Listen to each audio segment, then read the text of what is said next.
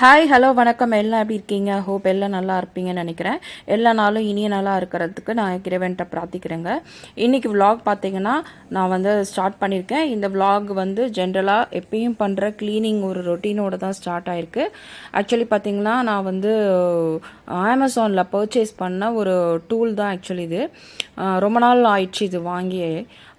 ரொம்ப நல்லா க்ளீன் பண்ணும். ஆக்சுவலி பார்த்திங்களா உங்களுக்கு எண்ணெய் பிசுக்கு கிச்சன் கரைங்கள்லாம் அவ்வளோ சூப்பராக க்ளீன் பண்ணி எடுக்கும்.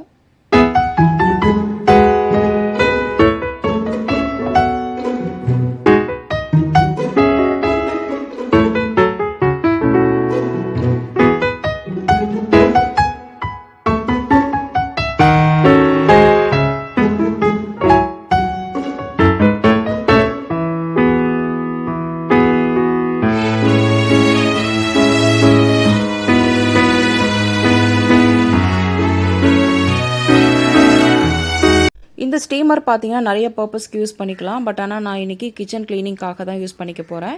200 ml அளவுக்கு வந்து தண்ணி எடுத்துக்கணும். எடுத்துகிட்டு இதில் போர் பண்ணிக்கிட்டு இந்த அளவுக்கு தாங்க தண்ணி எடுக்கணும். அதுக்கு மேலே தண்ணி எடுத்துட்டால் உங்களுக்கு ஹை ப்ரெஷரில் பார்த்தீங்கன்னா வந்து உங்களுக்கு அந்த லாக் வந்து தானாகவே ஓப்பன் ஆகிடும். அது ரொம்ப டேஞ்சர்.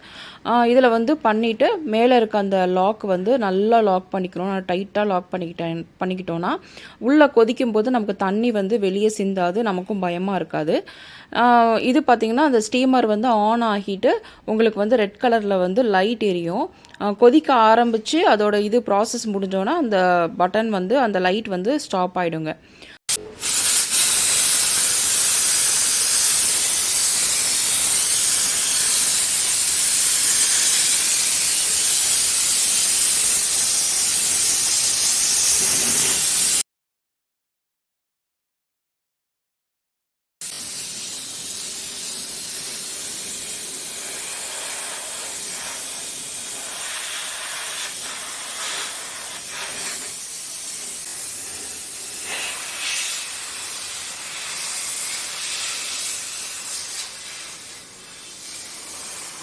ஸ்டவ் பார்த்திங்கன்னா சூப்பராக க்ளீன் ஆகிடுச்சு. இதே மாதிரி நான் ஹோல் கவுண்டர் டாப்பையும் வந்து க்ளீன் பண்ணிக்கிட்டேன்.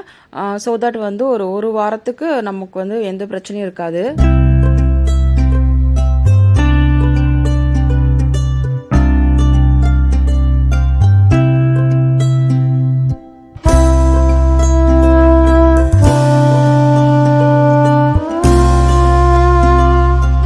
அது கூடவே ஆயில் கேன், ஆயில் டிஸ்பென்சர் எல்லாத்தையும் சுடு தண்ணியில் கொஞ்சமாக சோடா உப்பு போட்டு க்ளீன் பண்ணி வச்சுருக்காங்க.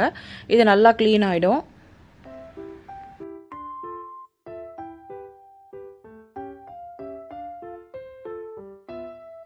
பசங்களுக்கு ஈவினிங் டிஃபனுக்காக எதனா முளைக்கட்டின பயிரில் வந்து சுண்டல் மாதிரி பண்ணி கொடுக்கலான்னு சொல்லிட்டு நான் பார்த்தீங்கன்னா இங்கே இது வந்து காராமணிங்க. இதை ஊற வச்சு நல்லா முளைக்கட்டி இந்த மாதிரி ஜிப்லாக் கவரில் போட்டு ஃப்ரிட்ஜில் வச்சு ஸ்டோர் பண்ணிடுவேன். ஸோ அதிலிருந்து ஆளாளுக்கு ஒரு கைப்பிடி இருக்கிற அளவுக்கு போட்டுக்கிறேன். 2 நாள் வந்து முளைக்கட்டின பயிருங்க. உங்களுக்கு பார்த்தாலே தெரியும் நல்லா ஓரளவுக்கு முளைக்கட்டி பார்க்குறதுக்கே நல்லா ஃப்ரெஷ்ஷாக இருக்குது. கொஞ்சமாக கல்லுப்பு சேர்த்துக்கிறேன். அது கூடவே ஒரு 1/4 டீஸ்பூன் அளவுக்கான மஞ்சள் தூள். இந்த மாதிரி ஊற வச்சு நம்ம முளைக்கட்டுற பயிர் வகைகளை வந்து குக்கரில் வைக்காமல் ஓப்பன் வெசலில் வச்சா ஓரளவுக்கு வந்து குலையாமல் நம்ம மெத்துன்னு வந்து வெந்து வருங்க. இல்லைன்னா குக்கரில் பார்த்தீங்கன்னா ஒரு விசில் இல்லை ஒரு 2 விசிலெலாம் பார்த்தீங்கன்னா உங்களுக்கு வந்து ரொம்ப குழஞ்சி போயிடும். இந்த மெத்தட் தான் இந்த மாதிரி முளைக்கட்டின பயிருங்களுக்கெல்லாம் ரொம்ப நல்லது.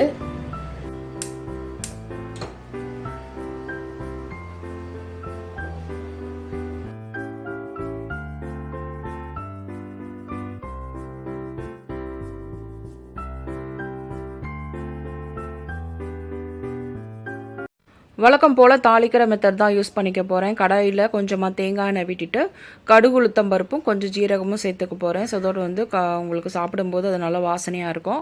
டேஸ்ட்டும் வந்து பார்த்திங்கன்னா நல்லாயிருக்கும். கூடவே கொஞ்சமாக வந்து கருவேப்பிலையும் சேர்த்துக்க போகிறேன். சேர்த்துட்டு ஒரே ஒரு பச்சை மிளகாயை சின்னதாக துண்டாக வந்து நறுக்கி போட்டுக்க போகிறேன். ஏன்னா ரொம்ப காரம் இருந்தாலும் சில நேரம் சாப்பிட மாட்டாங்க. இது வந்து சும்மா ஒரு ஈவினிங் ஸ்நாக்ஸ் அப்படின்றனால இந்த மெத்தட் ஃபாலோ பண்ணுறேன். நீங்கள் உங்களுக்கு எப்படி தாளிக்கிறதுக்கு விருப்பமோ, சில பேர் பூண்டெல்லாம் கூட சேர்த்துப்பாங்க, அந்த மாதிரி கூட தாளிச்சுக்கலாம். பயிர் வந்து பார்த்திங்கன்னா ஈவினிங் கொடுக்கும்போது உங்களுக்கு பசங்களுக்கு நல்லா ஃபில்லிங்காக இருக்கும். பசங்க ஸ்கூல்லேருந்து வரும்போது எதனா ஒன்று டிஃப்ரெண்ட்டாக ஒவ்வொரு வாரமும் ஒரு 2லேருந்து 3 தடவை இந்த மாதிரி ஒரு முளைக்கட்டின தானியம் கொடுத்திங்கன்னா பசங்களுக்கும் அது ரொம்ப ஹெல்த்துக்கும் ரொம்ப நல்லது. நமக்கும் வந்து வேலை பார்த்திங்கன்னா ரொம்ப சுலபமாக முடியும். இப்போ பார்த்திங்கன்னா பயிர் போட்டுட்டு நல்லா கலரி விட்டுக்கிறேன். உப்பு பத்தலைன்னு நினைக்கிறேன். உப்பும் கொஞ்சம் ஆட் பண்ணிவிட்டு நான் வந்து டெசிகேட்டட் கோகோனட் வச்சுருக்கேன், அதை சேர்த்துக்கிறேன்.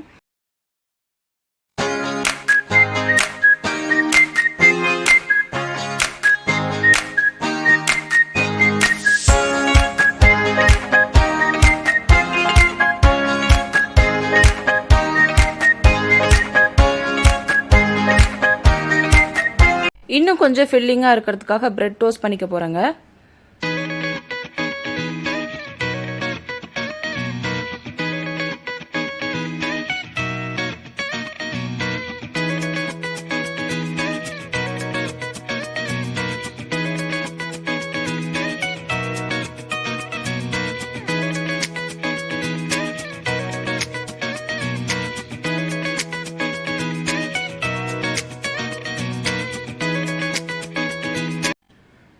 பசங்களுக்கு இப்போ கொஞ்சம் ஒரு கிண்ணத்தில் வந்து சுண்டல், அதே மாதிரி 2லேருந்து 3 ஸ்லைஸ் வந்து பிரெட் டோஸ்ட்டு, அது கூடவே வந்து 1 கப்பு வந்து வாழைப்பழத்தோட நான் கொஞ்சமாக வந்து தேன் மிக்ஸ் பண்ணி கொடுக்குறேன். ஏன் இவ்வளோ வந்து கொடுக்குறேன் அப்படின்னா, அப்போ தான் கொஞ்சம் படிக்கிறதுக்கு வசதியாக இருக்கும். இல்லைனா ரொம்ப ஏர்லி டின்னர் கேட்பாங்க. இந்த வேலையெல்லாம் முடிச்சுட்டு பார்த்தீங்கன்னா தோட்டம் வேலை இருந்தது. ஒரு 1 ஹவர் வந்து தண்ணி விடலன்னோன்னா என்னோடய வெத்தலை கொடி எல்லாமே வாடி போச்சு. ஸோ குடுகுடுன்னு போய் அதுக்கு எல்லா தண்ணியெல்லாம் விட்டு அதை கொஞ்சம் பேம்பரிங்காக பார்த்துட்டு அடுத்தடுத்த வேலைகளை வந்து ஸ்டார்ட் பண்ணிட்டேன். நான் யூஸ் பண்ணுற எல்லா பொருளையும் எடுக்க வேண்டிய இடத்துல வந்து வச்சாச்சு.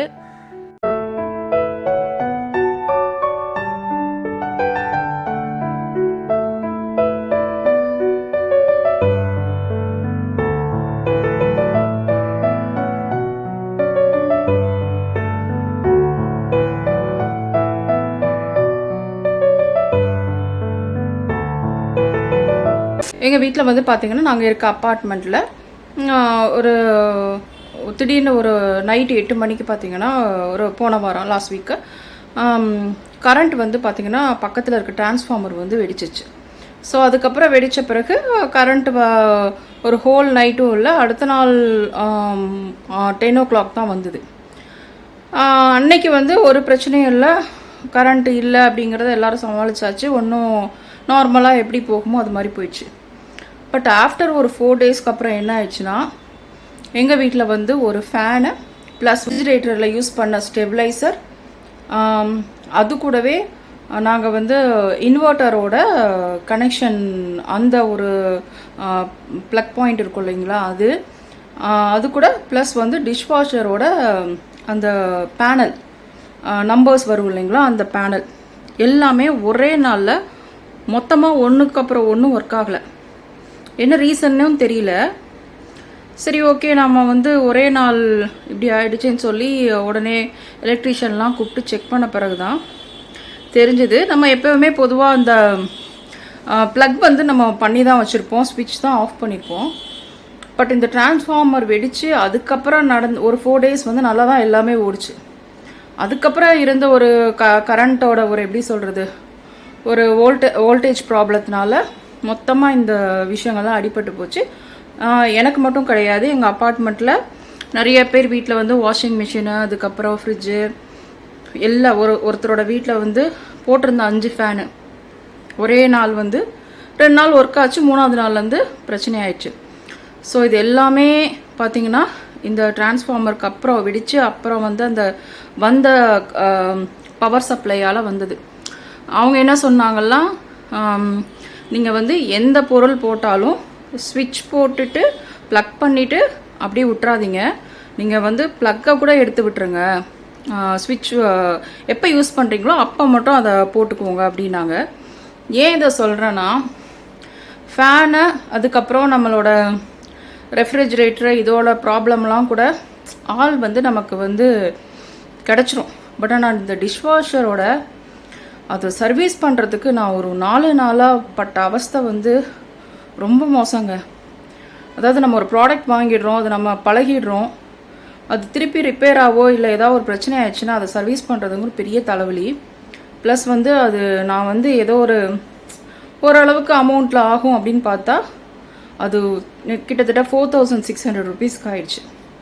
ஸோ இதை அவாய்ட் பண்ணுறதுக்கு மேக்ஸிமம் வந்து என்ன ப்ரிகாஷன் நீங்கள் பண்ண முடியுமோ பண்ணிக்கோங்க. டின்னருக்காக பார்த்தீங்கன்னா வெங்காயம் மட்டுமே யூஸ் பண்ணி ஒரு சப்ஜி பண்ணிக்க போகிறேங்க. ரொம்ப நல்லாயிருக்கும். இதுக்கு சின்ன வெங்காயம் பெரிய வெங்காயம் ரெண்டும் தேவை. அதே மாதிரி சோயாவுக்காக மீல் மேக்கர் எடுத்துக்கிறேன். மீல் மேக்கர் வந்து எல்லாருக்கும் தெரியும் இல்லைங்களா, அவங்களுக்கு சுடு தண்ணி போட்டு கொதிக்க வைக்கிறோம். ஆக்சுவலி நான் வந்து அந்த மாதிரி பண்ணுறதில்ல. எப்பயுமே சுடு தண்ணி போட்டு நல்லா கொதிக்கிற தண்ணி ஊற்றிட்டு நல்லா சோயாவெல்லாம் நல்லா கலந்து விட்டு மூடி போட்டு ஒரு 10 நிமிஷம் அப்படியே வச்சுருவேன். அதை ரெஸ்ட்டில் விட்டுருவேன். ஸோ தட் உங்களுக்கு அந்த மூடி போட்டதுனால அந்த ஆவிலே பார்த்திங்கன்னா சோயா வந்து நல்லா வந்து சோக் ஆகி குக் பண்ணுறதுக்கு ரெடி ஆகிரும். அதுக்கப்புறம் நம்ம பிழிஞ்சி எடுத்துக்கலாம். வெங்காயம் வந்து இந்த மாதிரி நான் சீவிக்கிறேன். உங்களுக்கு இந்த மாதிரி ஒரு டூல் இல்லைன்னா ஒன்றும் பிரச்சனை கிடையாது. நல்லா பொடிசாக அரிஞ்சுக்கோங்க. அதே மாதிரி 10 பண்டு பூண்டும் எடுத்துக்கிறேன். சோயாவும் குக் பண்ணுறதுக்கு ஏற்ற மாதிரி ரெடி ஆகிடுச்சுங்க. நல்லா சோக்காகி நல்லா பார்த்தீங்கன்னா உங்களுக்கு பிழிஞ்சு எடுத்துட்டோன்னா கரெக்டாக இருக்கும் பக்குவம். நான் நல்லா பிழிஞ்சு எடுத்திருக்கேன். இப்போ பார்த்தீங்கன்னா ஒரு மசாலா அரைக்கணும். மிக்ஸி ஜாரில் வந்து ஒரு துண்டு அளவுக்கு இஞ்சி போட்டுக்கிறேன். இஞ்சி தோல் சீவிட்டு இந்த மாதிரி துண்டு துண்டாக போட்டுக்கிறேங்க. அது கூட ஒரே ஒரு டீஸ்பூன் அளவுக்கு சோம்பு சேர்த்துக்கிறேன். அது கூட பார்த்திங்கன்னா நம்ம சேர்த்து வச்சுருந்த பூண்டு எல்லாத்தையும் சேர்த்து தருன்னு அரைச்சிக்கிறேன். இப்போ கடாயில் கொஞ்சமாக எண்ணெய் விட்டு நம்ம அரைச்சி வச்சுருந்த அந்த இஞ்சி பூண்டு சோம்பு விழுத போட்டு நல்லா வதக்கி எடுத்துக்கணும். இது ஓரளவு நல்லா வதங்கினோன்னா ஒரு 1/4 டீஸ்பூனுக்கு அளவுக்கு மஞ்சள் தூள் சேர்த்துக்கிறேன். மஞ்சள் தூள் சேர்த்துட்டு வெட்டி வச்சுருந்த வெங்காயத்தையும் சேர்த்து நல்லா வந்து வதக்கிக்கிறேன். வெங்காயம் நல்லா வதங்கணும்னு அவசியம் கிடையாது. இப்போ சோயாவை மிக்ஸி ஜாரில் போட்டு இந்த மாதிரி தருன்னு அரைச்சிருக்காங்க. அதையும் சேர்த்துருக்கேன். இப்போ பார்த்தீங்கன்னா உப்பு ஆட் பண்ணிக்கிறேன். அது கூடவே காஷ்மீரி ரெட் சில்லி வந்து கொஞ்சம் சேர்த்துக்கிறேன். இது வந்து கொஞ்சம் ஸ்டஃபிங் வந்து காரம் கம்மியாக தான் இருக்கும். கூடவே வந்து கறி மசால் தூள் அதே மாதிரி கரம் மசாலா தூள் இது ரெண்டுமே ஆப்ஷனல் தான். அதாவது அளவு வந்து உங்களுக்கு எந்த அளவுக்கு வந்து காரமும், ஏன்னா கறி மசால் தூளில் காரமும் இருக்கும், எப்படி வேணுமோ அதை மாதிரி சேர்த்துட்டு இதை வந்து நல்லா மிக்ஸ் பண்ணி விடணுங்க. இதுவே பார்த்திங்கன்னா கொஞ்சம் நல்லா வந்து மிக்ஸ் பண்ணி இந்த ஸ்டஃபிங் வந்து ட்ரை ஆகணும் கொஞ்சமாக. அந்த அளவுக்கு மிக்ஸ் பண்ண பிறகு ஒரு கைப்பிடி அளவுக்கு கசூரி மேத்தி வந்து சேர்த்துட்டு இன்னும் நல்லா கலந்து விட்டு கொஞ்சம் நேரம் ரெஸ்ட்டில் விட்டோன்னா உங்களுக்கு வந்து இது நல்ல வாசனையோட ரெடி ஆகிடும். ஸ்டஃபிங் பண்ணுறதுக்கு சூப்பராக இருக்கும். வெறுமனே சப்பாத்தி மாவு பிசையாமல் கொஞ்சம் ஜோவர் ஃப்ளவர் சேர்த்து பிசைஞ்சிக்க போகிறேங்க. இப்போ மசாலா அரைக்கிறதுக்கு கொஞ்சமாக வந்து முந்திரி சேர்த்துருக்கேன்.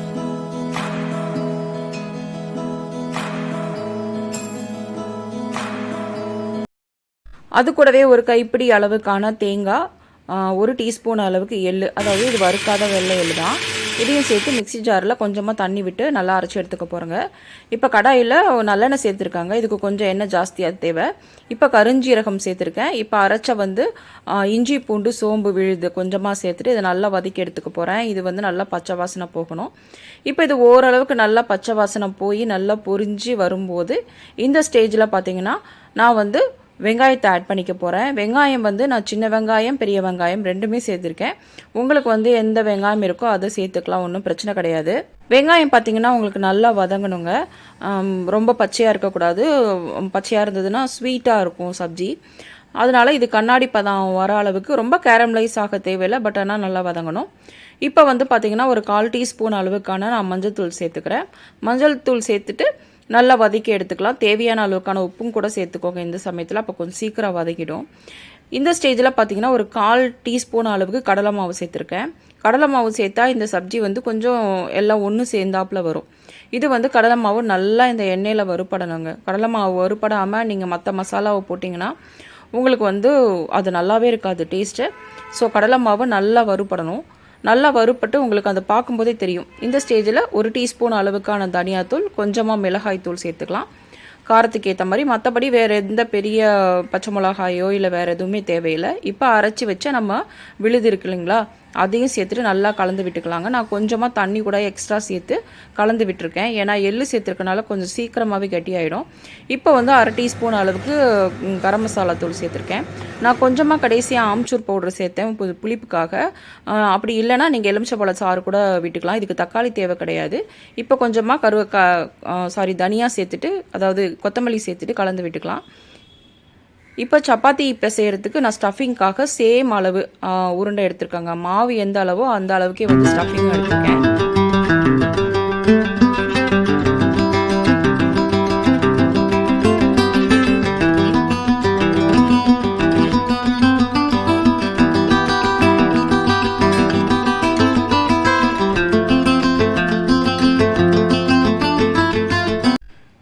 இப்போ 2 பக்கமும் நல்லா எண்ணெய் விட்டு சுட்டு எடுத்தீங்கன்னா சூப்பரான சோயா ஸ்டஃப்டு பரோட்டா வந்து ரெடி ஆகிடுச்சுங்க. பர்டிகுலராக இது வந்து பார்த்திங்கன்னா நல்ல ஹை ரிச் இன் ப்ரோட்டீன் வேறு, உங்களுக்கு ஜோவர் ஃப்ளார் வேறு சேர்த்துருக்கோம். ரொம்ப ரொம்ப டேஸ்டியாக இருக்கும், சாஃப்டாக இருக்கும் சப்பாத்தி. ஆக்சுவலி நான் இதை வந்து பார்த்திங்கன்னா இன்றைக்கி இந்த ஆனியன் டிஷ்ஷோட சர்வ் பண்ணுறேன். இந்த ஆனியன் சப்ஜி வந்து தக்காளி இல்லாத நேரத்துக்கு ரொம்ப ரொம்ப ஹெல்ப்ஃபுல்லாக இருக்குங்க. குயிக்காகவும் கூட பண்ணிடலாம். ட்ரை பண்ணி பாருங்கள், உங்கள் பசங்களுக்கு ரொம்ப பிடிக்கும். எங்கள் வீட்டில் இந்த சோயா ஐட்டம் எல்லாமே எங்கள் குட்டி பசங்களுக்கும் சரி எங்கள் பையனுக்கும் சரி ரொம்ப பிடிக்குங்க. ட்ரை பண்ணி பார்த்துட்டு உங்களோட கமெண்ட்ஸ் என்னங்கிறத நீங்கள் ஷேர் பண்ணுங்கள். கண்டிப்பாக இந்த வீடியோ உங்களுக்கு பிடிச்சிருக்குன்னு நினைக்கிறேன். பிடிச்சிருந்தால் லைக் பண்ணுங்கள், ஷேர் பண்ணுங்கள், கமெண்ட் பண்ணுங்கள். மறக்காமல் என்னோடய சேனலை சப்ஸ்கிரைப் பண்ணிக்கோங்க. கூடவே அந்த பெல் ஐக்கானே எடுத்துக்கோங்க. அடுத்த வீடியோவில் உங்கள் மீட் பண்ணுறேன். அது வரைக்கும் பாய், டேக் கேர்.